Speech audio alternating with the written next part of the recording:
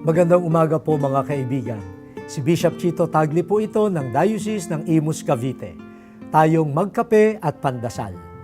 Pagnilayan po natin, ihatid natin ang kapwa sa tamang landas. Kapistahan po ngayon ni San Andres, isang apostol ni Jesus at kapatid ni San Pedro. Ayon po sa Ebanghelyo ni San Juan, si San Andres ang unang nakakilala kay Jesus. Siya ang nagdala kay Pedro kay Jesus. Sa kagalakang naranasan niya sa pagkatuklas niya kay Jesus, ibinahagi niya ito agad kay Pedro at nabuo rin ang pakikipagkaibigan ni na Jesus at Pedro. Mas naging magkalapit niyang magkaibigan ng dalawa kaysa kay Andres. Subalit, hindi nawala ang kadakilaan ni Andres.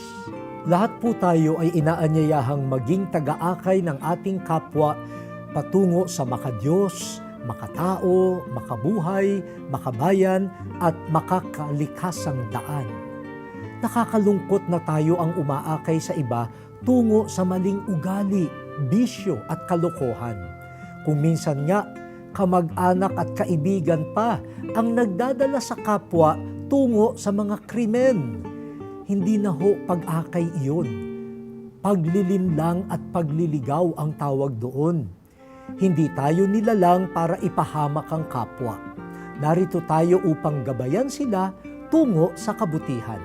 Gawin natin ito lagi bilang pagtulad kay San Andres. Manalangin po tayo. Salamat o Diyos sa mabuting halimbawa ni San Andres.